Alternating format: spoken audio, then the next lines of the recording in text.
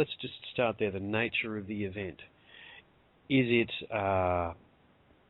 you know, the appearance of something fantastic in the sky that attracts everyone's attention to the point where they break away from the media? Is it an energetic wave that simply arrives and lifts us? How do you know, well, let me put it this way. What information can you give us about this event? I'll describe some of the mechanics first so then people can generate a concept within their head. As I was just describing, we're going into a less dense part of space, and Earth's matrix is lagging behind in that sine wave. That's the people that aren't awake. It's a rubber band that's stretched out. And in mechanically wise, you can conceive of a rubber band stretched out but doesn't break when enough of it gets to the other side. The rest of it has to shoot back.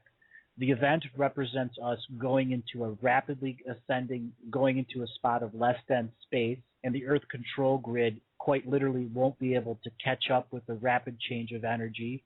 Our sacred geometry grid planet will rapidly energize, which will give us more unified dream time. Last week I described how the global Dreamtime Society evolves and how we're herded into cities for 6,800 separate local realities. All of those local realities will be severed from the main control system because the main control system is not in full control. And the event will unfold multidimensionally between the 6,800 separate Dreamtime societies, and each one will experience local Dreamtime realities and unified Dreamtime realities, like having a dream inside a dream. And this will last for several days. People will wake up in the dream while other people are still living in the dream in multiple realities. And then when the event ends, everybody's going to be like, what the hell? That's the mechanics behind it. The local realities propaganda is what's trying to influence the way the outcome of the event is. Mm-hmm. And this is, again, all about propaganda and the use of the technology to enforce propaganda so that when we go through our awakening through global dream time, we have a theme that they can enforce and predict. Will everything technological be still functioning as we see it in terms of the media and our technology by which we live, you know, the energy delivery systems, the grid? Are they all going to stay online, or are we actually going to have... Go ahead. They'll all stay online. Again, this is going to be a dream time event. You know, if you're in a dream, is the technology really working in a dream if you're driving a car? Mm-hmm. Nope. Okay, you're projecting it to. Mm-hmm. And many of the asleep people will still project the technology to work because they're creating their local reality. And we live in sacred geometry cities that have very strong programming to enforce local reality. You know, and they were created that way, knowing that the event time would come where we went through this part of space and we're, you know, the back end of Earth that's on the lowest part of the consciousness is suddenly going to come to a much more higher energy, less dense part of space. And naturally, the grid of Earth is going to rapidly increase energy, and it's going to raise from a third dimensional to a fourth dimensional energetic planet. And that means forces of domination and control are going to have a very, very hard time existing here because their vibration is going to be so different. It's like going to be having, you know, them being bombarded by sound waves that are very painful to them. Therefore, they need technology that can rapidly lower the vibration of Earth while it's going through this space of less dense and high energy space. Example, CERN's secondary effect is to do that, is to create a shield around Earth so that as it travels through this less dense part of space, they can keep the energy of the Earth grid low. The effects of this initial burst, permanent, semi-permanent, or simply the psychological effects rolling on? Because it sounds like we're going to get an initial hit that's quite intense. Yep. It'll be psychological, and the whole purpose is to break the programming. So this is break the hypnosis. Breaking us out of that hypnotic control. Yep. And I presume that after that particular point in time, it's really up to us, the collective, to work out what to do next. Correct. Hence the propaganda. Yep. Spin doctrine. Yep, and the fact that once we're firmly in this lighter part of space, the DNA codes in people will be activated. This is the DNA activation many of the New Agers talk about it. but it's going to function in a different way. You're literally going to get new parts of your DNA that turn on, that function in this lighter part of the space very differently, and therefore your crown chakra will be much more interactive with the Earth grid as well as the planetary grid in our solar system. That's commonly called astrology. So people will be much more in tune with the positions of the other planets in our solar system. I mean, obviously, you know, there's no predicting the exact time of this event. We spoke last week after the show about markers, things that stood out as being indicators that the event was close by. Can you speak about those at all? Yes. When Earth itself, the sentience of Earth, actually asserts enough of its will through the control system to bring in more of the energies of the galactic central sun, what will happen is imagine the Earth with a layer of grids over it, and one spark in the North Pole, one spark in the South Pole, and then a bunch of other sparks all over the world.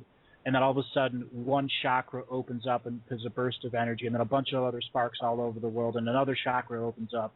This will create a pattern, and all those sparks, even though seemingly chaotic, are ultimately meant to scramble the world grid so that the control systems have to retune themselves, and it could take several days. And then at that point, when the control systems are no longer in effect, Earth can be a part of the less dense part of space, and poof, it's there. You know, all of a sudden, it's not being held back by the control grid and the lack of consciousness here. And these little sparks of light all over the grid confuse the control system enough that the consciousness of Earth will suddenly become part of the new cosine wave of this new place in space as part of the solar system. Okay, and the little sparks are human consciousness fully activated? No, not really. They're the actual Earth grid. Let's say you have ley lines that intersect. Mm-hmm. Ley lines can be a couple feet off the ground to a couple miles off the ground. Mm-hmm. These will be the ley line grids that are 2 to 3 miles above the ground. Okay, so they'll really go into a high energy mode, will they? Right, and you will see the ley lines during that point in time. Okay, so at ground level and in the sky. Correct. Well, you'll see them in the sky first. The ground level won't go until we've spent about a full month into this lighter spot of space. So you start to see them as like a spider-like grid in the sky? Correct. That'll be interesting. That'll be very interesting. Okay, and what about sociologically? What sort of markers will we see in terms of what's happening in our society? Well, as soon as people get the rest of their lighter density DNA activated, much more psychic talents will be available.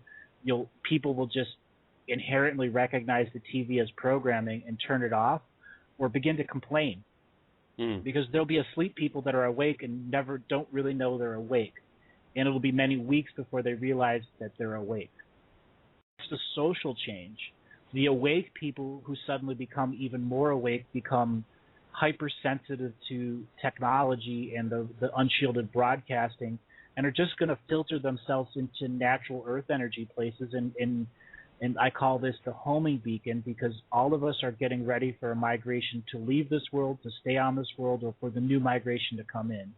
I describe it like ducks that go south for the winter. Mm-hmm. People are just going to be flocking to energetic places.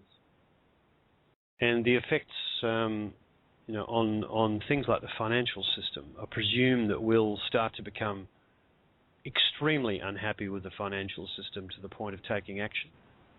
Yes, people recognize that it's a house of cards, a casino with people in control of the government and the organizations that gets nothing.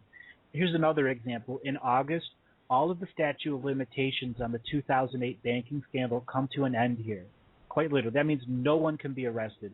As of right now, not a single banker has ever been charged or taken to jail for anything that happened in 2008. Yeah, well, that's obviously not satisfactory. So I presume you'll see a lot of resistance to the financial system, people on the streets, etc. Right. Anything else? A cooperative of uncooperative people. I like that. That's a good term. Anything else that stands out as being worth mentioning to look out for? I guess yeah, go ahead. Is this? I mean, the impression that a lot of us have is that the event is kind of a thing that just arrives one day, but you're describing more of something that kind of builds up to a peak. Well, it all happens in the dream time where you don't know if you're awake or asleep, and that happens on a global level. So imagine everybody on a global level all dreaming 62 days that in your dream, but when you wake up from the dream world, only 6 hours have passed. But then again, there will be people that are awake that experience the event awake, but are still in a dream. It's like daydreaming. You know, you ever daydreamed and all of a sudden you lose an hour? Mm-hmm. Yep. Same thing. Earth changes. Any particular aspects of physical events on Earth during this period of time? Obviously, if we're shifted in energetics, it's going to affect the environment. There's been a lot of fear porn around, you know, massive earthquakes, etc. Just fear porn, or is there actually going to be some Earth changes? There is going to be no significant Earth changes that cause massive amounts of die-off. If it is, it's because your local reality believed the propaganda and manifested it. You know, Earth is meant to be a super high voltage planet, but we're running on like 7 volts right now, and we're going to be going into a part of space that functions on 30 volts. And there needs to be technology that limits people from functioning at 30 volts. Now, once humanity realizes that it can actually, you know, manifest its own reality, do you see there being a certain amount of confusion around that period of time? Well, yeah, because we're not going to be right now. We're as a global consciousness, we create a global concept. We create this global concept. We do. The sun goes down, the sun goes up. You know, people go to work. They do all those things, and we create that reality. And we've been creating that reality since the Industrial Revolution. Mm-hmm. When the event comes in, there's going to be multiple sub-realities within that overall reality. And that is representative of the fact that they herded us into sacred geometry cities that are meant to be massive dream catchers. So that was on purpose because they knew what the event would do, and they wanted to separate us into multiple realities so that they can bombard one sub-reality with propaganda and catalytic energy so that it would spread to other local realities.